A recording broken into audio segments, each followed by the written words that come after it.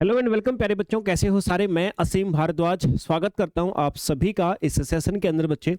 आ जाइए जल्दी से और शुरुआत करते हैं अपने सेशन की। आज एमसीक्यू सेशन बच्चे हम शुरू कर रहे हैं। रोशनी वेरी गुड आफ्टरनून, रक्षा वेरी गुड आफ्टरनून भाई। इस एमसीक्यू सेशन के अंदर बच्चे यूनिट वाइज हम लोग इम्पोर्टेंट एमसीक्यू स्टार्ट करेंगे।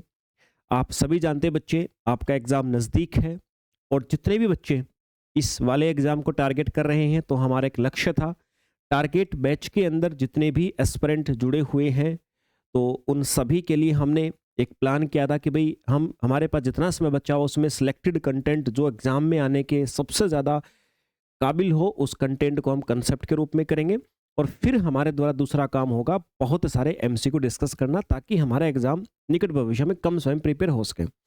ठीक है बच्चे, चलिए सर। सो पुष्पा वेरी गुड आफ्टरनून भाई। करते हैं बच्चे शुरू। आज हमारे एमसीक्यू सेशन की बात करते हैं। आज पहली यूनिट हमारी molecules and their interaction relevant to biology. इसके एमसीक्यू बच्चे आ जाइए। पहला क्वेश्चन आप सभी के सामने दिया गया है और क्वेश्चन में बच्चे आपको क्या दिया है, आइए पढ़ते हैं। Configuration of protein can only be altered by breaking. जो प्रोटीन की स्ट्रक्चर है बच्चे, जो संरचना है, उसको हम कैसे बदल सकते हैं, यानी प्रोटीन को डीनेचर कैसे कर सकते हैं, किसको तोड़ के उसको बदला जा सकता है बच्चे। आप अपनी तरफ से कोशिश करते रहेंगे आंसर देने की। Hydrogen bond, disulphide bond, hydrophobic interaction, ionic interaction. देखो बच्चे, वैसे तो ये जितने भी नाम आप सभी के सामने लिखे हुए हैं आप सभी जानते हैं सर, बॉन्ड प्रोटीन के अंदर कई प्रकार के पाए जाते हैं, लेकिन यहाँ इन सब में से एक चूज करना। देखो जब एग्जाम हुआ था तो पहले इसका आंसर हाइड्रोजन बॉन्ड माना गया था, इसलिए आप बुक्स वगैरह में देखोगे तो यही आंसर मिलेगा। लेकिन अब मैं समझा रहा हूं तो बच्चे मेरा कर्तव्य बनता आपको दोनों चीजों से अवगत कराऊं। सही आंसर जो बाद में माना गया था कमीशन के द्वारा वो था बच्चे डाइसल्फाइड बॉन्ड। रीजन क्या है इसके पीछे?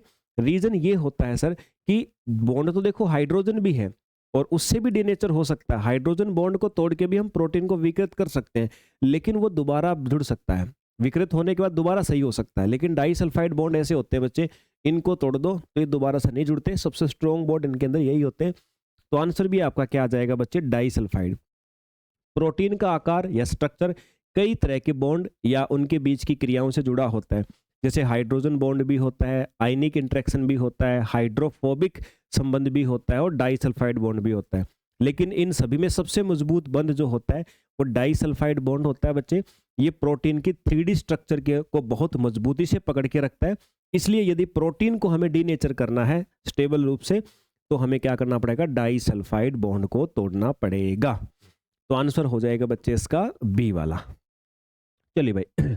Water is an excellent solvent for polar molecules. जल जो है वो ध्रुवीय अणुओं के लिए एक अच्छा विलायक है बच्चे। इसके पीछे का कारण क्या है? क्यों अच्छा सोलवेंट है बच्चे? मतलब जो पोलर मॉलिक्यूल्स होते हैं उसको क्यों अच्छे से घोलता है? देखिए सिंपल सी बात तो हमारे पास ये आती बच्चे कि पोलर लाइक पोलर, मतलब जो मॉलिक्यूल पोलर होते हैं। देखो ये थोड़ी केमिस्ट्री की बात है, ये थोड़ी केमिस्ट्री की बात है बच्चे। पोलर मॉलिक्यूल का मतलब होता है जिसमें पोल्स हो, यानी ऐसा मॉलिक्यूल, ऐसा अणु जिसके अंदर पॉजिटिव और नेगेटिव चार्ज होता है बच्चे, उसको पोलर कहते हैं। वाटर भी पोलर है, तो पोलर मॉलिक्यूल है वाटर, तो ये अपने अंदर भी पोलर मॉलिक्यूल को ही घोलता है। आपसे पूछा क्यों, अब इसकी एक्सप्लेनेशन ये लीजिए, आप सभी के सामने है बच्चे। पूरी तरह से विस्तार में लिखी हुई है। अब इसको हम एक बार जान लेते हैं। आंसर रहेगा कि ग्रेटली वीकेंड्स इलेक्ट्रोस्टैटिक फोर्स। ये क्या करता है? जो स्थैतिक वैद्युत बल है उनको कमजोर कर देता है। स्थैतिक वैद्युत का मतलब होता है चार्ज के कारण जो अट्रैक्शन फोर्स होते हैं उनको कमजोर कर देता है, इसलिए अपने अंदर घोल लेता है। मतलब आपने पानी के अंदर NaCl को डाला तो NaCl के ऊपर जो चार्ज है, Na पॉजिटिव Cl नेगेटिव, उन चार्ज को क्या करता? कमजोर कर देता है और अपने अंदर घोल लेता है। चार्ज मजबूत रहेगा तो चीज घुलेगी ही नहीं, फिर तो वो Na और Cl आपस में ही चिपके रहेंगे। लेकिन पानी में डाल दो तो पानी के मॉलिक्यूल उसको घेर लेते हैं और कमजोर कर देते हैं। देखिए सरल भाषा में देखिए, जो ध्रुवीय या पोलर मॉलिक्यूल होते हैं बच्चे उनमें पॉजिटिव और नेगेटिव चार्ज होते हैं। जब ये किसी और माध्यम में रहते हैं तो उनके बीच इलेक्ट्रोस्टैटिक जो अट्रैक्शन फोर्स है काफी मजबूत होता है। लेकिन पानी जो खुद एक ध्रुवीय अणु है, पोलर मॉलिक्यूल है, जब कोई पोलर मॉलिक्यूल पानी में घुलता है तो पानी के अणु उसे चारों ओर से घेर लेते हैं और उसके पॉजिटिव और नेगेटिव चार्ज के साथ में मजबूत एक आकर्षण या उसके साथ चिपक जाते हैं। इससे क्या होगा, इससे जो पोलर मॉलिक्यूल है ना, उनके बीच का जो इलेक्ट्रोस्टैटिक फोर्स है, जो पॉजिटिव नेगेटिव के बीच का आकर्षण बल है, वो कमजोर पड़ जाएगा और पानी उसके चार्ज को कवर कर लेता है, जिससे उनके बीच का आकर्षण कमजोर हो जाएगा और आसानी से अलग अलग होकर के पानी के अंदर घुल जाएंगे। बच्चे समझ गए बात को? तो आंसर आप सभी के सामने ये मैंने बी वाला बता दिया। अब बच्चे आज की क्लास यूट्यूब पे भी जाएगी, एप्लीकेशन पे तो मना है ही। आज से हमारा ये पावर एमसीक्यू बैच जो शुरू हुआ है बच्चे, जो बच्चे यूट्यूब पे देख रहे हैं, अगर किसी बच्चे को यूट्यूब पे ये क्लास देख रहा है और अभी जो आपका एग्जाम होने वाला है एमपी सेट वाला, अगर आपको प्रिपरेशन करनी है बच्चे, ये पावर एमसीक्यू बैच है जो आपको 399 रुपये में कंप्लीट बैच मिलेगा। इसके अंदर 1000+ एमसीक्यू आपको प्रैक्टिस कराए जाएंगे। एग्जाम से पहले सारे पीवाईक्यू होंगे जो कि आपके एग्जाम में हमेशा रिपीट होते रहते हैं बच्चे, ठीक है। तो ये आप सभी के लिए जस्ट एक सूचना है जिसको आप लोग याद रखिएगा। ओके सर, बाकी जो बच्चा अभी प्रैक्टिस के लिए बुक मंगवाना चाहता है तो आपके लिए सेट के लिए प्रैक्टिस बुक आ गई है। इससे ज़्यादा इंपॉर्टेंट कोई क्वेश्चन नहीं हो सकते। पिछले 5 साल के सेट एग्जाम के सारे क्वेश्चन हैं, 1300 से ज़्यादा पीवाईक्यू मिलेंगे इसके अंदर। संसारम एप्लीकेशन डाउनलोड करोगे तो वहाँ से बुक मिल जाएगी। प्रिपरेशन करनी है तो ये टारगेट बैच है आपका एमपी सेट का, और ये आपका फाउंडेशन बैच है बच्चे। एक बैच लोगे दूसरा आपको फ्री मिल जाएगा। अपनी तरफ से आप एक बार जोर लगा दीजिए, जितना जोर आप लगा सकते हो बच्चे, और ताकि अभी वाला ही अगर सेट आपका हो जाए तो अच्छा है। अदरवाइज अगले सेट के लिए फिर फाउंडेशन बैच आप सभी को अभी फ्री दिया जा रहा है इसके साथ ही। तो बस प्रिपरेशन की देर है बच्चे, आप करिए। चलिए हम चलते अपने काम की बात पे। ये जस्ट एक इन्फॉर्मेशन थी। जो बच्चा अभी भी कोई एमसीक्यू के लिए ऑप्शन ढूंढ रहा है कि मैं कहाँ से प्रैक्टिस करूँ, तो ये मैंने बता दिया। तीसरे क्वेश्चन पे आ जाओ बच्चे। Hydrogen bonds are present in water structure. जल की जो संरचना है उसमें हाइड्रोजन बॉन्ड प्रेजेंट होते हैं। फिर से मैंने कहा केमिस्ट्री की थोड़ी टर्म है बच्चे। हाइड्रोजन बॉन्ड क्या होते हैं? हाइड्रोजन बॉन्ड का मतलब होता है बच्चे एक आकर्षण बल है, एक अट्रैक्शन फोर्स है। किसके बीच का? हाइड्रोजन के बीच का। और उसके अलावा ऑक्सीजन, नाइट्रोजन या फ्लोरीन, इन तीनों में से कोई दूसरा एलिमेंट प्लस में हाइड्रोजन दिख जाए उनके साथ में, तो उनके बीच में आकर्षण बल होता है। उसी को हम लोग हाइड्रोजन बॉन्ड कहते हैं। तो आपसे पूछा कि पानी की जो संरचना है उसमें भी हाइड्रोजन बॉन्ड होते हैं। Okay sir, presence of hydrogen bond gives a characteristic property. ये हाइड्रोजन बॉन्ड के प्रेजेंट होने से पानी के अंदर एक गुण आ जाता है। वो गुण बताओ, इनमें से कौन सा गुण आ जाता है पानी के अंदर? देखो भाई, पानी में हाइड्रोजन बॉन्ड आ गया तो पानी के मॉलिक्यूल्स के बीच का आकर्षण और मजबूत हो गया।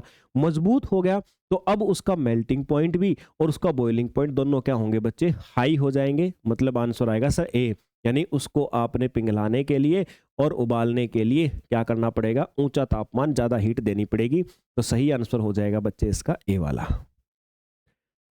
4th नंबर पे आ जाओ बच्चे। क्वेश्चन क्या कहता है आपको? The constituent monosaccharide in chitin. Chitin का नाम सुना होगा बच्चे आपने। काइटिन एक प्रकार का पॉलीसैकेराइड होता है। कार्बोहाइड्रेट की 3 टाइप आप सभी बच्चों ने जानी है, मोनोसैकेराइड, डाइसैकेराइड, एक आपका पॉलीसैकेराइड। तो काइटिन क्या होता है? ये पॉलीसैकेराइड होता है। पॉलीसैकेराइड का मतलब होता है जो बहुत सारे मोनोसैकेराइड से मिलकर बनता है बच्चे। तो काइटिन जो होता है इसमें कौन सा मोनोसैकेराइड होता है? ये आंसर पूछा बच्चे। ये होता है sir N acetyl D glucosamine. ये एन एसिटिल डी ग्लूकोजामाइन ये आपका मोनोसैकेराइड होता है, इससे मिलके बनता है। पूरी प्रोसेस बाकी लिखी हुई है बच्चे। आप और ज़्यादा जानना चाहो तो लिखा है कि काइटिन जो है ना, ये एक पॉलीसैकेराइड होता है जो कि कीट, जो इंसेक्ट होते हैं, उनके बाहरी कंकाल में पाया जाता है। जैसे जो मार्केंटेसिया, जैसे झिंगा हो गया है ना, या केकड़ा हो गया, इनके अंदर, या फिर जो फंजाई हो गए, इनकी सेल वॉल में भी पाया जाता है बच्चे ये। ठीक है, तो आंसर मैंने बता दिया, ध्यान रखिएगा। ओके सर, फिर इसके बाद क्वेश्चन नंबर 5 है बच्चे, जरा ध्यान से देखिएगा। यहाँ पर कई सारे कंसेप्ट एक साथ इकट्ठे हो रखे हैं और पूरी तरह से मैंने इसके लिए एक्सप्लेनेशन भी आपकी सरल भाषा में बनाई है, तो एक्सपेक्टेशन करता हूँ आप नहीं उलझेंगे। Which of the following statements about monosaccharides is correct. Monosaccharide के बारे में निम्नलिखित में से कौन सा कथन सही है बच्चे? कौन सा कथन बच्चे सही है इसमें? किसके विषय में? मोनोसैकेराइड के विषय में। देखिए, 2 स्टेटमेंट है। पहला, epimers of monosaccharides differ in chemical properties. इसने कहा भी जो मोनोसैकेराइड होते हैं ना, उनके एपीमर, उनके रासायनिक गुण अलग अलग होते हैं। अभी एपीमर क्या चीज आई अभी समझाऊंगा आपको। दूसरा कथन है कि भाई जो एल्डोज एल्डोज है उसमें C1 पहला कार्बन एनोमेरिक होता है। तो क्या ये बात सही है कि नहीं है? आइए, एनोमेरिक क्या होता है भाई, आपको दो बातें पता लगे कि एपीमर क्या है, एनोमर क्या है, फिर आप इसको कर सकते हो। देख लेते हैं सर, आइए। और ध्यान रखना बच्चे, कुछ कंसेप्ट ऐसे होंगे जो आपने बिल्कुल भी नहीं पढ़े होंगे। सारे A to Z कंसेप्ट केवल वही बच्चा पढ़ा होगा जिसने 6 महीने से 1 साल तैयारी करी होगी। मैं आपको साफ साफ कह देता हूं बच्चे, आप जिस लेवल का एग्जाम देने जा रहे हो, A to Z कंसेप्ट केवल वही बच्चा पढ़ सकता है जो 6 महीने से कम 1 साल तैयारी करता है। अगर आप बिल्कुल वैसा सारे नहीं पढ़े हैं आपने, तो आप इतना ध्यान रखिएगा, फिर आपका कर्तव्य बनता है कि MCQ के माध्यम से आप उतना सीख लो जितना आपके लिए जरूरी है। तो इसलिए आपने ये नहीं सोचना है कि ये कंसेप्ट कहाँ होता होगा, वो जहाँ होता होगा उसके लिए आपको लगातार लगना पड़ेगा 1 साल तैयारी के लिए। लेकिन अभी एग्जाम करना है, तो एग्जाम करने के लिए हमारे पास क्या रास्ता है? वो रास्ता है कि MCQ में जितनी चीजें आए ना, उन चीजों को कैप्चर कर लो। पूरी एक्सपेक्टेशन है मेरी, क्वेश्चन आपका यहीं से फंसेगा आपको। ओके सर, अब समझते हैं पहले कि क्या होता है। देखो, मैंने 2 चीजें लिखी हुई हैं, ध्यान रखिएगा बच्चे। एक लिखा मैंने एनोमर। एनोमर एनोमर का मतलब एनोमेरिक कार्बन पर अंतर। आप कहोगे सर ये एनोमेरिक कार्बन क्या होता है? देखो भाई, कोई भी आपके पास में केमिकल है, कोई भी मान लो कोई रासायनिक पदार्थ है, उस केमिकल के अंदर एक कार्बन होता है एनोमेरिक। उसके अलावा फिर और भी बहुत सारे कार्बन होते हैं। देन 2 प्रकार के कार्बन हो गए। एक तो एनोमेरिक कार्बन हो गया, है ना। एनोमेरिक कार्बन क्या है? जब मोनोसैकेराइड है, जैसे ग्लूकोज है, वो एक साइक्लिक रिंग बनाता है। साइक्लिक रिंग बच्चे आप जानते, मैं आपको पूरा समझाया है, बायोमोलिक्यूल के जितने भी चीजें हैं सारी चीजें आपको बताई मैंने जो केमिस्ट्री के लगभग आपको 30 लेक्चर अवेलेबल कराए थे, 27 से 30 लेक्चर मैंने केमिस्ट्री के अवेलेबल करवाए थे। जो बच्चे अभी टारगेट बैच के अंदर आए थे ना, अभी बिल्कुल लास्ट टाइम पे जो बच्चे आए हैं, तो केमिस्ट्री के मैंने 27 से 30 लेक्चर अवेलेबल कराए थे। ठीक है, तो उन जो बच्चे ने किए होंगे तो ये उसको सारा बायोमोलिक्यूल्स वगैरह पता होगा, और नहीं भी किए तो मैंने इससे पहले भी आपको जो यूनिट्स जो मैंने इंटीग्रेट करके आपको 10-12 यूनिट पहले पढ़ाई है, उनके अंदर भी सारी चीजें हैं। तो मैंने इसमें स्ट्रक्चर बताई थी कि इस ग्लूकोज की एक साइक्लिक स्ट्रक्चर होती है। ठीक है सर, तो इसमें जो कार्बन के साथ में कार्बोनिल जुड़ा होता है, रिंग क्लोज होने के बाद उसको क्या कहते हैं? एनोमेरिक कार्बन बन जाता है। मतलब कार्बोनिल कार्बन, जिस कार्बन के साथ में कार्बोनिल ग्रुप जुड़ा हुआ है, उस कार्बन को हम एनोमेरिक बोलते हैं। बाकी फिर अलग हो जाते हैं इससे। एनोमर का मतलब हो गया है कि भाई अगर मान लो आपके पास में कोई 2 मोनोसैकेराइड है, उन मोनोसैकेराइड के अंदर अगर एनोमेरिक कार्बन की स्ट्रक्चर अलग अलग है, तो फिर बोलेंगे उनको एनोमर्स। और अगर एनोमेरिक कार्बन के अलावा जो कार्बन है उनमें डिफरेंस है, तो बोलेंगे उनको एपीमर। समझ में आ गई बात? 2 चीजें हैं मेरे भाई। चलिए, कीर्ति कह रही है सर CSIR नेट के लिए भी ये सीरीज में से ही क्वेश्चन आएगा या उसका लेवल अलग रहेगा? CSIR नेट के लिए ये सीरीज यूजफुल रहेगी, ये भी क्वेश्चन आते हैं, लेकिन सिर्फ इनसे, मतलब CSIR नेट हम ये नहीं कह सकते पूरा कवर हो गया। CSIR नेट के लिए तो ये मान लीजिए कि ये जो चीजें हैं ना, आपका देखो सेट का जो एग्जाम होता है ना, सेट का एग्जाम का जो पेपर का लेवल होता है, वो CSIR नेट एग्जाम की तुलना में 40% ही होता है, ऐसा मानिए आप। मतलब नेट में अगर 100 लेवल के क्वेश्चन आते हैं, मतलब उनका नेट के क्वेश्चन का लेवल 100 माने, तो सेट के आपके जो होते हैं उसका 40-50 से ज्यादा नहीं होता। तो अंतर है, तो उसके लिए आपको और भी बहुत कुछ पढ़ना पड़ेगा, सिर्फ इससे काम नहीं चलेगा, लेकिन ये जरूर पढ़ना पड़ेगा। इसके बिना वो अगली चीजों की आदत नहीं पड़ेगी आपको, ध्यान रखिएगा इस बात को। ठीक है ना, उसके लिए सीरीज फिर एक अलग से भी आएगी। ये तो है ही, ये तो डेफिनेटली है, ये तो करना ही है 100%, लेकिन इससे अगली लेवल की सीरीज भी आपको करनी पड़ेगी नेट के लिए, ध्यान रखेगा बच्चे। तो 2 प्रकार के कार्बन मैंने बता दिया आपको, एनोमर, एपीमर। मैंने कहा 2 प्रकार के। भाई अगर कोई भी आपके पास में केमिकल है, 2 केमिकल है, उन केमिकल्स में डिफरेंस है, उनकी स्ट्रक्चर में डिफरेंस है, अगर वो डिफरेंस एनोमेरिक कार्बन पे है तो एनोमर बोले जाएंगे उन दोनों को। अगर वो डिफरेंस एनोमेरिक कार्बन के अलावा कहीं पे है तो उनको बोला जाएगा एपीमर बच्चे। ठीक है, यहां पर देखिए अब ये दो टर्म समझा दी मैंने। अब मेन काम हमारा क्या है, हमें जो दिया गया है उसमें से सही आंसर क्या है सर, उसको भी तो देखना है बच्चे। मुख्य काम तो हमारा वही है। देखिए अच्छा एक बात और बता देता हूं, जो बच्चे CSIR नेट के लिए कह रहे हैं बच्चे, मैं आपको बता देता हूं CSIR नेट कोई मजाक नहीं है कि आप उसको शॉर्ट में निपटा दो। कभी भी वो एग्जाम शॉर्ट में पढ़ने से नहीं होगा, कभी भी नहीं होगा। सेट हो सकता है, नेट नहीं होएगा। सेट को आप अगर डेडिकेशन से ठीक ठाक से करो, कॉन्फिडेंस से, तो फिर भी हम सोचते हैं कि कम समय में हो सकता है। नेट नहीं होएगा बच्चे। देखो सिलेबस वही है, नेट का जो CSIR नेट का जो सिलेबस है ना, वही सेट का सिलेबस है, टॉपिक्स के नाम तो वही है। लेकिन नेट के लिए जब आप पढ़ोगे ना तो फिर एक अलग ही थीम पे, मतलब आपको बहुत ऊपर तक जाना पड़ता है। और आपके सेट के लिए पढ़ते हो तो फिर आपको उतना नहीं जाना होता है। हाँ, सेट में जब मेंस दोगे ना तो मेंस के टाइम पे आपको चीजें बहुत डीप तक जानी पड़ती हैं।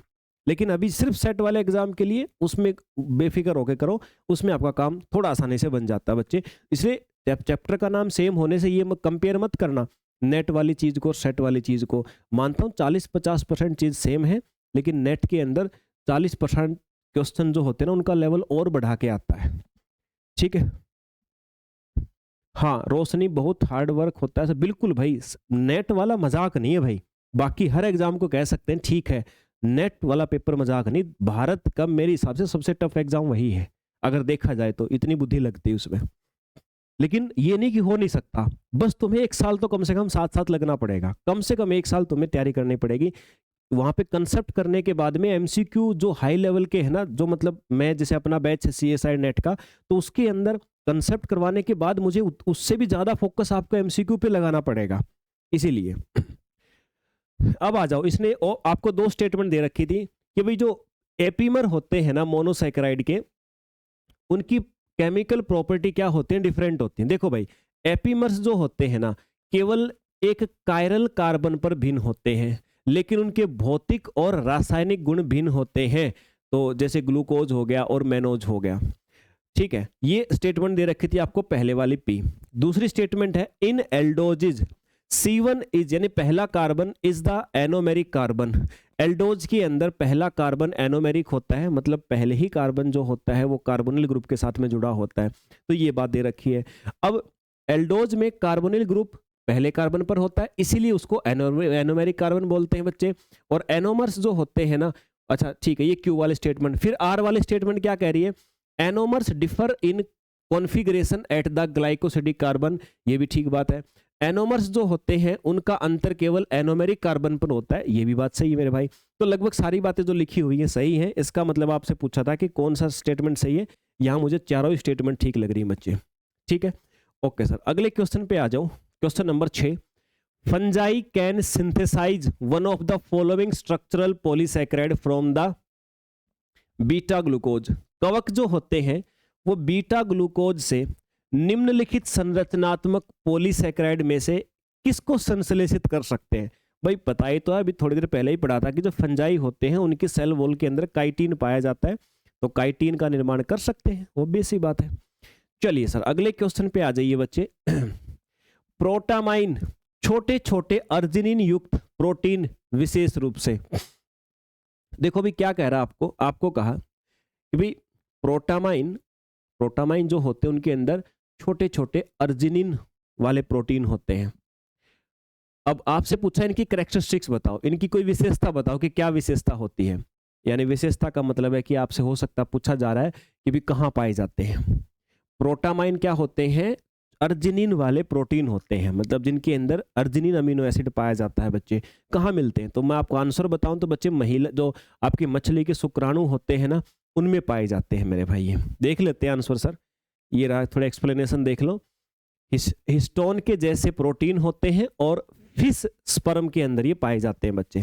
ये प्रोटामाइन क्या होते हैं, छोटे छोटे प्रोटीन होते हैं जिनमें अर्जिनिन एक अमीनो एसिड मैंने बताया था उससे भरपूर होते हैं। ये प्रोटीन खास तौर पर मछली के शुक्राणुओं में पाए जाते हैं और डीएनए को संकुचित करने में मदद करते हैं बच्चे। इनकी भूमिका हिस्टोन जो कि एक यूकारियोटिक कोशिकाओं में डीएनए को लपेटने वाला प्रोटीन होता है, के जैसी होती है, लेकिन प्रोटामाइन छोटे होते हैं और इनके द्वारा डीएनए का संकुचन ज्यादा मजबूत होता है। हिस्टोन का शब्द बार बार आ रहा है, हिस्टोन का शब्द बार बार आ रहा है यूज का। हिस्टोन प्रोटीन क्या करता है, डीएनए जब नया नया डीएनए बनता है तो डीएनए के लिए उतनी जगह कोशिका में नहीं होती, तो ये क्या करता है, प्रोटीन को लपेट देता है कम जगह में, सॉरी डीएनए को लपेट देता है कम जगह में, ज्यादा डीएनए को स्टोर कर सकते हैं जिससे हम, ठीक है ना। और जिस बच्चे ने टारगेट बैच वाले बच्चे ने ये मेरे से कंसेप्ट पढ़े हैं, तो ये बातें सारी मैं कर चुका हूँ।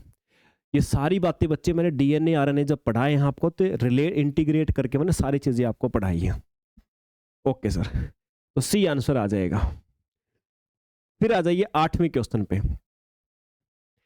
Proteomics technique used to analyse the characteristics of molecular protein network involved in living cell is termed as. जीवित कोशिका में शामिल जो प्रोटीन नेटवर्क है उसकी विशेषताओं का विश्लेषण करने के लिए उपयोग की जाने वाली प्रोटियोमिक्स तकनीक का नाम बताओ। एक टेक्निक का नाम पूछा है बच्चे, किस तकनीक का नाम पूछा है, आपसे बोला है कि भाई जीवित कोशिकाओं के अंदर जो प्रोटीन नेटवर्क है उसकी विशेषताओं का अगर हमें एनालाइज करना हो, विश्लेषण करना हो, तो कौन सी तकनीक है मेरे भाई। ये चीज आपको दे रखी है, उसको क्या कहा जाएगा उस तकनीक को। सिंपल से एक टर्म है बस, ये 2022 में ही आया था मेरे भाई, आपको बता देता हूं। सिंपल से एक टर्म है, तो देखिए इसके लिए अब पूरी एक्सप्लेनेशन ये रही। बिल्कुल जवाब सही दिया है रोशनी ने, बिल्कुल सही जवाब दिया। फंक्शनल प्रोटियोमिक्स, कार्यात्मक प्रोटियोमिक्स कहा जाता है। फंक्शनल प्रोटियोमिक्स एक प्रोटियोमिक्स तकनीक है जिसका उपयोग जीवित कोशिकाओं में प्रोटीन नेटवर्क की कार्यात्मक विशेषताओं का विश्लेषण करने के लिए, कार्यात्मक मतलब फंक्शनल, मतलब किस प्रोटीन का क्या काम है उससे रिलेटेड जब एनालाइज करते हो तो उसको बोलते हैं फंक्शनल प्रोटियोमिक्स कहा जाता है। अगले पे आ जाओ। अमीनो एसिड, कौन सा अमीनो एसिड, थ्रियोनिन, इसके अंदर कितने ऑप्टिकल आइसोमर्स होते हैं बच्चे, केमिस्ट्री का है बच्चे। और ये ध्यान रखना, ये केमिस्ट्री हमें लग रही है, हम बच्चे अगर एग्जाम को टारगेट करते हैं तो सिलेक्टेड बातें कर सकते हैं। नॉर्मली ये केमिस्ट्री हम पढ़ें, अगर फाउंडेशन बैच के अंदर पढ़ें तो बच्चे महीनों लगते हैं इसको पढ़ने में, समझ गए बात को। और नॉर्मली मैं आपको बता देता हूं कि जो बच्चे केमिस्ट्री से जो पीजीटी एग्जाम देते हैं ना, उनके सिलेबस में आती हैं चीजें, लेकिन आप सेट देते हो तो भी सिलेक्टेड बातें आ जाती हैं। तो भाई हमें करनी सिलेक्टेड बातें, एग्जाम है नजदीक, तो उसके लिए क्या किया जाए, यही तरीका है कि क्वेश्चन के साथ में कंसेप्ट को उतना समझ लिया जाए। देखो बच्चे, आइसोमर का मतलब होता है दो ऐसे केमिकल जिनका मॉलिक्यूलर फॉर्मूला सेम हो। अच्छा, दूसरी बात, उनकी लेकिन स्ट्रक्चर अलग हो, संरचना अलग हो, मॉलिक्यूलर फॉर्मूला सेम, स्ट्रक्चर अलग हो, उनको आइसोमर बोलते हैं केमिस्ट्री में। अच्छा, हमारे भी काम आएंगे बायोकेमिस्ट्री में। तो बच्चे ऑप्टिकल का मतलब क्या होता है, ऑप्टिकल का मतलब होता है कि ऐसे दो केमिकल जिनका मॉलिक्यूलर फॉर्मूला तो सेम है, लेकिन जब लाइट उनके ऊपर पड़ती है ना, तो एक तो लाइट को राइट की तरफ बेंड करता है, दूसरा लेफ्ट की तरफ बेंड करता है, बस इतना डिफरेंस है। स्ट्रक्चर डिफरेंट होने के कारण ऐसा होता है, ऑप्टिकल आइसोमर होते हैं। तो बच्चे जो आपका थ्रियोनिन है ना, इसके कितने ऑप्टिकल आइसोमर्स होते हैं, 2 होते हैं बच्चे, ध्यान रखिएगा, ये आपके लिए होगा। ओके सर, लिखे हुए डी थ्रियोनिन, एल थ्रियोनिन, 2 होते हैं, याद रखना बच्चे। एक लीवो रोटेटरी, एक डेक्स्ट्रो रोटेटरी, मतलब एक लाइट को लीवो रोटेट करेगा, एक डेक्स्ट्रो मतलब एक लेफ्ट में राइट रोटेट करेगा, एक राइट में रोटेट करेगा। अगले क्वेश्चन पे आ जाइए बच्चे, क्वेश्चन नंबर 10 क्या कहता है, a drop of water on glass slide takes a bead shape and why not alcohol. कांच की स्लाइड पर पानी की बूंद मोती के जैसा आकार ले लेती है और अल्कोहल नहीं लेता, ऐसा अल्कोहल पूरा बिखर जाता है। तो भाई ये होता है सरफेस टेंशन, ये थोड़ा सा फिजिक्स से रिलेटेड बात है। सरफेस टेंशन यानी पृष्ठ तनाव बच्चे बोलते हैं, और ये चीज आपने 10वीं क्लास से भी पहले पढ़ी होगी। तो देखो कुछ क्वेश्चन 10वीं क्लास से पहले के भी आएंगे, और ये बातें आपने फिजिक्स में पढ़ी होंगी, लेकिन बायोफिजिक्स बोल के यहाँ भी रिलेट कर देता है एक आधी बात, समझ गए ना चीजों को। ओके सर, तो अल्कोहल जो होता है ना, उसकी सरफेस टेंशन लो होती है बच्चे, और वाटर की सरफेस टेंशन क्या होती है, हाई होती है। तो आंसर आ जाएगा ए वाला, ठीक है, ए वाला आ जाएगा बच्चे। ओके सर, अगले क्वेश्चन पे आ जाइए जरा। Name the 2 amino acid that are components of artificial sweetener aspartame, aspartame देखो चीनी डालते हैं पानी में, नेचुरली मीठा हो जाता है। लेकिन बच्चे अगर किसी को शुगर हो जाता है ना, तो कई बार क्या होते हैं, डॉक्टर उसके लिए कुछ गोलियां बनाते हैं। तो गोलियों के अंदर क्या होता है, मिठास पैदा करने के लिए सेक्रीन होता है या एस्पार्टेम होता है बच्चे। तो इसने बोला कि एस्पार्टेम जो होता है वो 2 अमीनो एसिड किसे बनता है, उसके नाम बताओ। तो वही 2 चीजें बतानी है बच्चे। तो इसके अंदर होता है एस्पार्टिक एसिड और एक फिनाइलानिन, फिनाइल एलानिन, ये होता है बच्चे। 2 आंसर आ जाएगा इसका ए वाला। 12 नंबर क्वेश्चन पे आ जाओ। निम्नलिखित में से कौन सा कथन टेकोइक अम्लों के लिए सही नहीं है? टेकोइक अम्लों के लिए सही नहीं है बच्चे, एक ये बात पूछा है। अब ये कहाँ पर ये एसिड पाया जाता है हमारी बायोलॉजी के अंदर, क्या इसकी इंपॉर्टेंस है बच्चे, ये आपने देखना है। तो देख लेते हैं सर कौन सा कथन सही नहीं है, ज्यादा समय व्यर्थ नहीं करेंगे। यहाँ पर देख लीजिए, अब जो सही नहीं है उसके अलावा फिर सारे सही मिलेंगे। तो डी आंसर है इसका, they are composed of N acetyl glucosamine residues linked by beta linkage. देखो भाई, जो आपका टिकोइक एसिड है ना, ये विशेष रूप से जो ग्राम पॉजिटिव बैक्टीरिया है ना, उसकी कोशिका भित्ति में पाए जाते हैं। और ये ग्लिसरॉल फॉस्फेट या रिबिटोल फॉस्फेट के अवशोषों से बने होते हैं। और इनकी संरचना जो होती है वो फॉस्फोडाइस्टर लिंकेज यानी बॉन्ड के द्वारा जुड़ी होती है। तो यहां इसने कुछ और लिखा है, सही बात ये है, इसलिए आपका डी आंसर सही है। इससे गलत पूछा था तो गलत आंसर आएगा डी वाला बच्चे। चलिए सर 13 नंबर पे आ जाओ बच्चे। क्वेश्चन क्या कह रहा है आपको, कंसिडर द फॉलोइंग स्टेप। इसने कहा बीटा ऑक्सीकरण के लिए निम्नलिखित चरणों पर बात करें। बीटा ऑक्सीडेशन के बारे में आपसे पूछा है। देखो भाई समझिए, बीटा ऑक्सीडेशन वह प्रक्रिया है जिसके द्वारा वसा अम्ल को माइटोकॉन्ड्रिया में एसिटाइल को एंजाइम में परिवर्तित किया जाता है। फैटी एसिड को एसिटिल को एंजाइम में कन्वर्ट करने की प्रक्रिया, उसको हम कहते हैं बीटा ऑक्सीडेशन। क्यों करते हैं? क्योंकि हमें एनर्जी प्रोड्यूस करनी होती है। रेस्पिरेशन की जो पूरी स्टेप होती है उसका एक पार्ट होता है ये। समझ गए बात को? तो अब आपसे पूछा क्या है, पूछा ये है मेरे भाई कि इसके अलग अलग जो चरण है ना, जो स्टेप्स हैं, उन पे चर्चा कीजिए। कुछ स्टेप्स आप सभी को दे रखे हैं। क्लियर है बात? अब क्या होंगे सर, देखते हैं। बीटा ऑक्सीकरण के लिए पहला स्टेप आपको दे रखा है बच्चे, एक्टिवेशन ऑफ फैटी एसिड। वसा अम्ल को एक्टिवेट किया जाता है इसमें। अच्छा, दूसरा देखो, elongation cycle of fatty acid via ACP intermediates, conversion of acetyl coenzyme into malonyl coenzyme, transport of fatty acid in the mitochondria, mitochondria में वसा अम्ल का परिवहन, break down of fatty acid in mitochondria matrix, mitochondria के अंदर वसा अम्ल का विघटन। ये कुछ बातें दे रखी हैं बच्चे। तो आप ये बताइए कि बीटा ऑक्सीडेशन में से इनमें से कौन सी प्रोसेस शामिल नहीं है? अब देखो प्रोसेस मैंने पूरी बता दी। और ये रेस्पिरेशन की जो घटना है ना बच्चे, ये रेस्पिरेशन की घटना भी आप सबने पढ़ी है पूरी। मुझे नहीं पता, ये रेस्पिरेशन की घटना आप सब बच्चों ने पढ़ी है। तो इसका आंसर एक बार आप मुझे ट्राई करके बताने की कोशिश कीजिए बच्चे, क्या आने वाला है सर? क्या आंसर देंगे बच्चे आप इसका?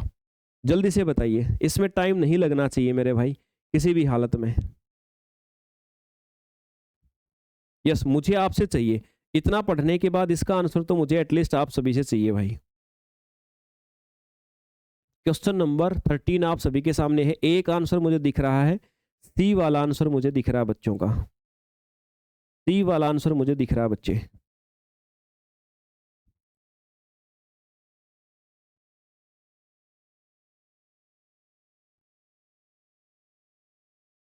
देखो भाई, जब ऐसे ऐसे बहुत सारे ऑप्शन आ जाएं तो एक चीज देखो, हमने कहा फैटी एसिड को एंजाइम में कन्वर्ट करना होता है, एसिटिल को एंजाइम में कन्वर्ट करना होता है। मैंने पहले डेफिनेशन आपको बता दी। तीसरे में देखो, तीसरे में क्या कह रहा है ये भाई साहब? कह रहा है कि एसिटिल को एंजाइम को मेलोनिल को एंजाइम में बदलना है। ये तो बात है ही नहीं, हमारा तो फाइनल प्रोडक्ट ही एसिटिल को एंजाइम बना था। तो ये कह रहा है कि इसको बदलना है, तो ये तो मेरे भाई शामिल नहीं है। ये तो बीटा ऑक्सीडेशन नहीं है। दूसरी बात, फैटी एसिड जो है ना उनका ब्रेकडाउन इसने कहा कहाँ पे होता है, माइटोकॉन्ड्रिया मैट्रिक्स में। तो माइटोकॉन्ड्रिया के मैट्रिक्स में नहीं होता है बच्चे, ये बात ही मुझे गलत लग रही है। तो आंसर आ जाएगा डी वाला, ध्यान रखिएगा इस बात को। ओके सर, अगले पे आ जाओ। अब ये क्वेश्चन आपका आया था, ये भी 2024 में ही बच्चे पूछा गया था। सभी के क्वेश्चन के नीचे मैंने डेट लिख रखी है, कौन से एग्जाम में, कौन से, और सारे सेट के कौन से सेट में आया था और कौन से साल में आया था, ध्यान रखिएगा। हुकवॉर्म सुना होगा आपने जीव का नाम। इन्फेक्शन, इसका इन्फेक्शन अगर हमारी बॉडी में हो जाए तो उससे किस चीज की कमी हो जाती है? तो मेरे भाई हुकवॉर्म के इन्फेक्शन से आयरन की कमी होती है। कैसे होती है आइए समझाता हूं आपको। हुकवॉर्म इन्फेक्शन अक्सर शरीर में खून चूसता है, जिससे खून की कमी हो सकती है। खून कम होगा तो मेरे भाई फिर खून के अंदर आयरन होता, आयरन की भी कमी हो जाएगी सर। अगले पे आ जाइए। अगला क्वेश्चन बच्चे आपको क्या कह रहा है, match the items of column 1 with column 2। Column 1 को मैच कराना है कॉलम 2 के साथ में। अब सर ऐसे क्वेश्चन के अंदर क्या करना, देखिए आपको बिल्कुल भी जरूरी नहीं कि सारी चीजें आती हों, कोई भी एक चीज से पकड़ लेना जो तुम्हें लगता है कि तुम्हें आती है बच्चे। देखिए, the amino acid with maximum number of codons, ये याद करो बच्चे, याद करो, क्लास के अंदर बताए थे मैंने कोडॉन्स, एंटी कोडॉन, ज्यादा किसके होते कम किसके होते हैं अमीनो एसिड के बारे में। इसने बोला कि मैक्सिमम नंबर ऑफ कोडॉन्स किस अमीनो एसिड में होते हैं, तो भाई वो होते हैं सर सेरीन। याद रखिएगा सेरीन, मैंने बताया था बच्चे आपको। यानी पहले वाले का है 3। अब देखो ऑप्शन में पहले का 3 है या कहीं पे, यहाँ पे नहीं है, यहाँ पे एक ही जगह पे है बच्चे, पहले वाले का तीसरा। लगा दो ना, आगे देखना ही नहीं है। जब हमने एक ऑप्शन पे कॉन्फिडेंट है हम और हमें दिख रहा कि वो एक ही ऑप्शन में है, नेट का एग्जाम होता तो ऐसे नहीं दिखता, सेट के एग्जाम में आपको ज्यादा कंफ्यूजन क्रिएट नहीं होगी, 100% गारंटी के साथ कह सकता हूं बच्चे मैं आपको। बी आ जाएगा सर। 16 नंबर पे आ जाओ। अब ये मैं आपके लिए छोड़ता हूं, ये आपके देखो 2024 एमपी सेट एग्जाम 2024 में ये क्वेश्चन आया था, सोच के देखिए आप। क्या है, ग्रीन हाउस गैसों की सही संरचना किस क्रम में होगी। मतलब आपको बताना ग्रीन हाउस गैस कौन सी सबसे ज्यादा है एनवायरनमेंट में, कौन सी कम है। यार सबसे ज्यादा CO2 है मेरे भाई, उसके बाद CH4 है, CFC है, फिर नाइट्रस ऑक्साइड है। समझ गए? तो सी आंसर आ जाएगा, इसमें क्या सोचना है। फिर अगला बच्चे, ये भी 2024 में आया था लेकिन गुजरात सेट में आया था। इनमें से कौन सा विटामिन वाटर में सोल्यूबल है? वाटर में सोल्यूबल बताओ। ADE के अलावा कौन होते, बी और सी, तो आंसर आ जाएगा बी वाला। अब ये मत सोचना सारे ऐसे आते हैं, लेकिन कुछ क्वेश्चन ऐसे आते हैं। ये 2024 का क्वेश्चन है, मैं आपको बता देता हूँ। सारे देखो हमने जो क्वेश्चन किए हैं ना, आज आप देखो अच्छा लेवल के भी आए हैं, मीडियम भी, लो लेवल भी। हमें मतलब नहीं है, हमें तो बस पिछले 5 साल में जो आए हैं मैं तो आपको सबका आइडिया दे रहा हूँ, अनुमान लगा सकते हो आप लोग। चलिए सर अगले पे आ जाओ। पौधों में एक संभावित ऑक्सीन बाइंडिंग रिसेप्टर प्रोटीन की पहचान की गई जो प्रतीत होता है। ऑक्सीन एक हार्मोन है और ऑक्सीन के साथ में जुड़ने वाला प्रोटीन पहचान करी गई है, और उसके बारे में फिर एक बात लिखी है कि बताओ कौन सी बात सही है, ये आपसे पूछ रहा है। तो भाई देखो भाई, ऑक्सीन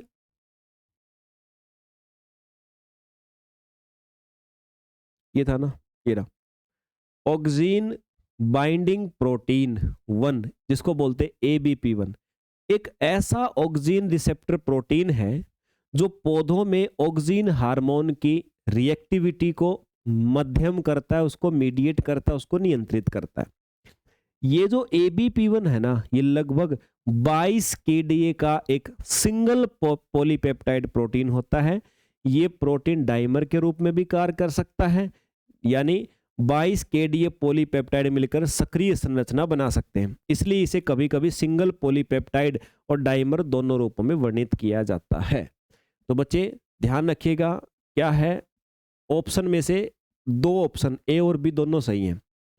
ये सिंगल पॉलीपेप्टाइड चेन के रूप में मिलता है आपको, या डाइमर स्ट्रक्चर के रूप में भी बन सकता है। है ना।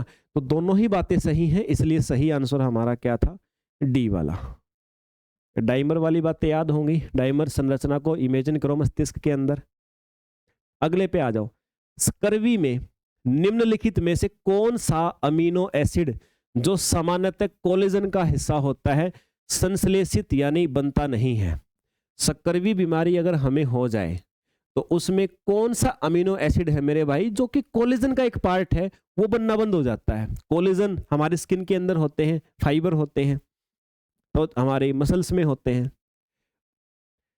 तो उसका नाम पूछा बच्चे आपसे, देखो भाई याद रखिएगा, थोड़े एक्सप्लेनेशन बता देता हूं। उसका नाम है हाइड्रोक्सीप्रोलाइन। अभी समझो, स्कर्वी जो होती है एक ऐसी बीमारी है जो विटामिन सी की कमी के कारण होती है। विटामिन सी का महत्वपूर्ण काम होता है कोलेजन्स का निर्माण करना, खासकर हाइड्रोक्सीप्रोलिन और हाइड्रोक्सिलिसिन ऐसे ऐसे अमीनो एसिड का निर्माण करना। कोलेजन की संरचना में इसका महत्वपूर्ण रोल होता है और स्कर्वी बीमारी में यही बनना बंद हो जाता है बच्चे, याद रखिएगा, ठीक है ना। Okay sir. क्वेश्चन नंबर 20 पे आ जाओ। निम्नलिखित में से कौन सा एंटीऑक्सीडेंट के रूप में अपनी भूमिका ग्लूटाथियोन का महत्वपूर्ण प्रतिक्रियाशील समूह है। देखिए भाई, ग्लूटाथियोन एक महत्वपूर्ण एंटीऑक्सीडेंट है जो कोशिकाओं को रिएक्टिव ऑक्सीजन स्पीसीज से बचाता है। एंटीऑक्सीडेंट का मतलब होता है ऑक्सीजन की बहुत रिएक्टिव स्पीसीज होती हैं, बहुत रिएक्टिव फॉर्म होती है, तो उससे हमारे शरीर को बचाता है। इसकी संरचना किससे बनी होती है? इसकी संरचना एक सल्फाइड्रिल ग्रुप से मिलकर बनी होती है। आपसे यही पूछा था, कौन सा ग्रुप होता है बच्चे? सल्फाइड्रिल होता है। एंटीऑक्सीडेंट का नाम लिखा ही हुआ है, थोड़ा मैंने बता भी दिया। 21 नंबर पे आ जाओ। निम्नलिखित में से कौन सा एक संशोधित मोनोसैकेराइड है जो बैक्टीरिया कोशिका भित्ति की संरचना में विशेष रूप से पेप्टिडोग्लाइकन में महत्वपूर्ण भूमिका निभाता है? देखिए, नाम किसका पूछा है? एक मोनोसैकेराइड का, जो कि बैक्टीरिया की कोशिका भित्ति सेल वॉल जो होती है ना, उसकी स्ट्रक्चर में पेप्टिडोग्लाइकन के निर्माण में महत्वपूर्ण भूमिका निभाता है। आप जानते हो ना, पेप्टिडोग्लाइकन पाया जाता है बैक्टीरियल सेल वॉल के अंदर। तो नाम आपसे पूछा है बच्चे, ये लीजिए, नाम आप सभी के सामने है, थोड़ी एक्सप्लेनेशन जो आपको याद करनी है। N acetyl muramic acid. N acetyl muramic acid जो होता है एक मोनोसैकेराइड होता है जो पेप्टिडोग्लाइकन की संरचना का महत्वपूर्ण हिस्सा है। पेप्टिडोग्लाइकन बैक्टीरिया की कोशिका भित्ति का मुख्य घटक होता है और इसमें एन एसिटिल म्यूरामिक एसिड और एन एसिटिल ग्लूकोजमिल के घटक जुड़े होते हैं।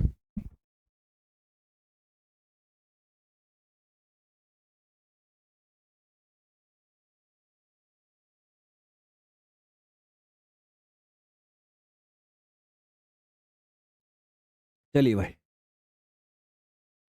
अगला क्वेश्चन है, निम्नलिखित में से किसमें हाइड्रोजन बंध नहीं बनता है? चार ऑप्शन आपको दिए गए हैं बच्चे और पूछा हाइड्रोजन बॉन्ड किसमें नहीं बनता है।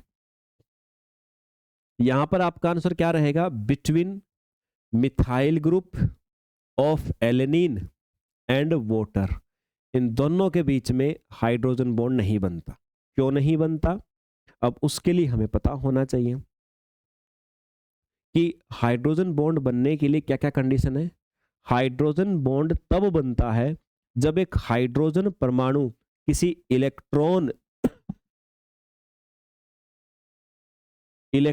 धनात्मक परमाणु जैसे ऑक्सीजन हो गया, नाइट्रोजन हो गया या फ्लोरीन हो गया, इनसे जुड़ता है। बताया था ना 3 एलिमेंट का नाम मैंने।